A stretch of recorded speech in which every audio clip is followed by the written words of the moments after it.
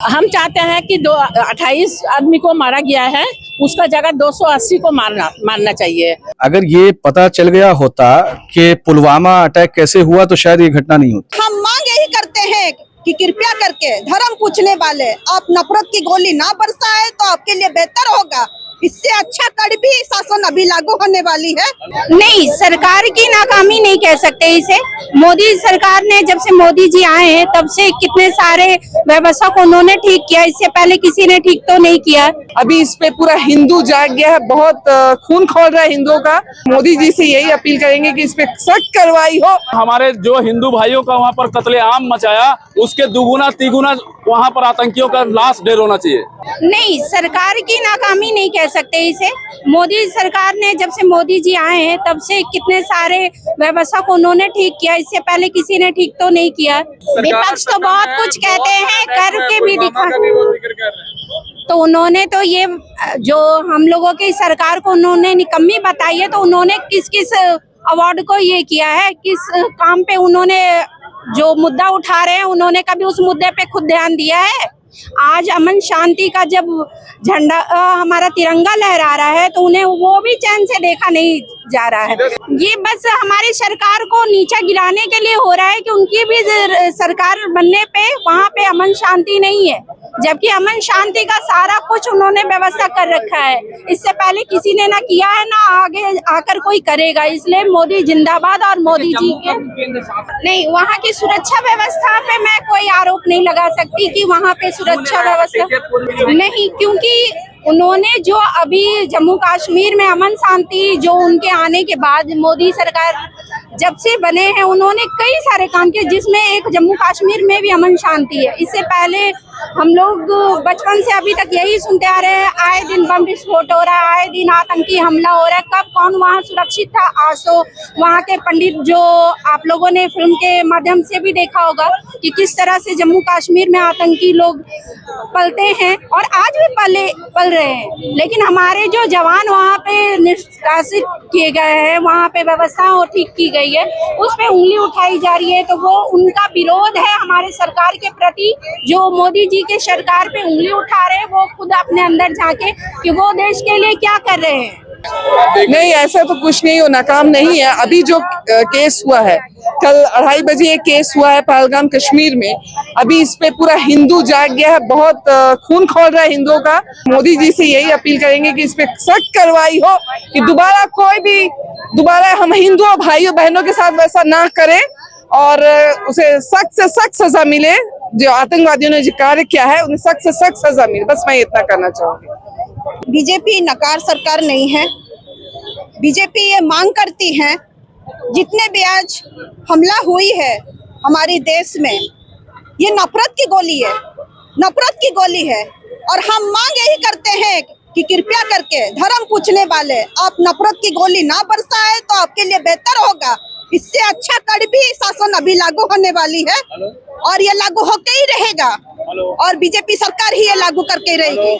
मैं आपके चैनल के माध्यम से आदरणीय प्रधानमंत्री माननीय श्री नरेंद्र भाई मोदी जी को तक पहुंचाना चाहता हूं कि इसका मुंह तोड़ जवाब मिले। अगर उन्होंने हमारे जो हिंदू भाइयों का वहां पर कत्लेआम मचाया, उसके दुगुना तिगुना वहां पर आतंकियों का लाश ढेर होना चाहिए, लाश वहां पर गिरना चाहिए। और ये जो कहते हैं कि आतंकियों का धर्म नहीं होता है, हमारे हिंदू धर्म को जात पूछ के नहीं मारा, धर्म का नाम लेके मारा है। इसीलिए सारे हिंदू भाइयों को भी एकजुट होकर ये एकदम प्रधानमंत्री नरेंद्र भाई मोदी जी से आग्रह है, कृपया इसका जोरदार बदला होना चाहिए और एक और सर्जिकल स्ट्राइक पाकिस्तान में होना चाहिए। ऐसा क्यों बोल रहे हैं? ऐसा इसलिए बोल रहे हैं कि ये पाकिस्तान सुधरने वाला नहीं है। एक बार मुंह तोड़ जवाब मिलके पूरे पाकिस्तान को नक्शा से खत्म कर देने वाला काम मोदी सरकार को करना चाहिए। ऐसा कहा जाता है आतंकवाद का कोई धर्म नहीं होता, तो फिर इसे एक धार्मिक एंगल क्यों दिया जा रहा है? ये धार्मिक एंगल इसलिए दिया जा रहा है कि वहां पर जो मारा गया हमारे भाइयों को, उनका धर्म पूछा गया, आप किस धर्म से हो? अगर वो बताया कि मैं हिंदू तो उनको वहां पर कत्लेआम मचाया। मुस्लिम के भी मारे जाने की खबर है। इसका नाम पूछ करके एक मामला ऐसा आया था कि रेलवे स्टेशन में ट्रेन में यात्रा के दौरान एक मुस्लिम को भी मारा गया था। तो क्या इसे आतंकवाद के धर्म के एंगल से देखना है या फिर अपराध केवल अपराध? नहीं, आतंकवाद को इसको हम किसी विशेष समुदाय से जोड़ना ही नहीं चाहते। ये आतंकवाद कोई किसी का धर्म नहीं होता है, और लेकिन यहाँ पर सिर्फ हिंदुओं का नाम लेकर जो टारगेट किया गया है इससे पहले कि मैं बीजेपी के स्टेटमेंट पे आऊं, मैं पहले ये बता दूं कि एज ए मुस्लिम और एक जिम्मेदार मुस्लिम नागरिक होने के नाते, और जो हमारी संस्थाएं हैं, चाहे ऑल इंडिया मिली काउंसिल हो, मुस्लिम पर्सनल लॉ बोर्ड हो, जो ऑर्गेनाइजेशन है उन लोगों ने कंडेम्ड किया है, और कोई भी धर्म के लोग इसको कंडेम्ड करेंगे, क्योंकि इस्लाम भी ये कहता है कि जब आप किसी एक इंसान की जान लेते हैं तो आप पूरी मानवता की जान लेते हैं, और अगर आप किसी इंसान की जान बचाते हैं तो पूरी मानवता को बचाते हैं। तो ये कहीं ना कहीं पूरी मानवता को शर्मसार करने वाली घटना है, और ब्लैक शिप सारी कम्युनिटियों में है। वो किसी कम्युनिटी का भी धर्म लिबादा ओढ़ के इस तरह की दहशतगर्दी करते हैं, जिसको कोई भी ना ही सपोर्ट करता है, और अगर कोई सपोर्ट करता है या इस तरह की चीजों में इन्वॉल्व है तो उस धर्म का फॉलोअर हो ही नहीं सकता। इस्लाम इस बात की इजाजत ही नहीं देता कि आप किसी के धर्म पूछकर या किसी के धर्म पर अटैक करें, या उनके इंस्टीट्यूशंस पर अटैक करे, या दूसरे धर्म के लोगों को मारे या उनकी जान ले, इसकी इजाजत नहीं देता। हम इसको कंडेम करते हैं। अब जहां तक रही बात बीजेपी की, तो बीजेपी की सियासत और राजनीति चलती ही है मस्जिद, मंदिर, कब्रिस्तान, शमशान, इसी से भाजपा की राजनीति चलती है। तो हम इस बात की पुरजोर मजम्मत करते हैं, कंडेम करते हैं और निंदा करते हैं जो पहलगाम में घटनाएं हुई है। अभी हम लोगों ने पर्सनल लॉ बोर्ड की ओर से आप लोगों ने देखा कि हम लोगों ने एक श्रद्धांजलि भी दी उन तमाम मृतकों को, और हमारी सहानुभूति है उन परिवार के सदस्य। अगर ये पता चल गया होता कि पुलवामा अटैक कैसे हुआ तो शायद ये घटना नहीं होती। तो अब तक तो केंद्र सरकार ये पता ही नहीं लगा पाई, और ISI को आप बुलाते हैं कि आप ये इंस्पेक्शन करें कि ये घटना हुई कैसे। तो ये तो बड़ी ताज्जुब की बात है। एक तरफ तो आप उसको एक टेररिज्म ऑर्गेनाइजेशन घोषित करते हैं, टेररिस्ट ऑर्गेनाइजेशन ISI को, और उसी को जांच के लिए भी बुलाते हैं पुलवामा में कि RDX इतना 1000 किलो कहां से आया। तो केंद्र सरकार और इंटेलिजेंस और IB, इतनी सारी खुफिया एजेंसियां, उनको आज तक ये नहीं पता चल पाया कि इतना 1000 किलो RDX आया कैसे। एक सेंसिटिव इलाका है जहां 370 भी आप आज खत्म कर चुके हैं। तो क्या पूरा कंट्रोल केंद्र सरकार का नहीं है कश्मीर में? तो ये जवाब दे तो होम मिनिस्टर और केंद्र की सरकार है, वो बेहतर बताएंगे कि क्या हुआ।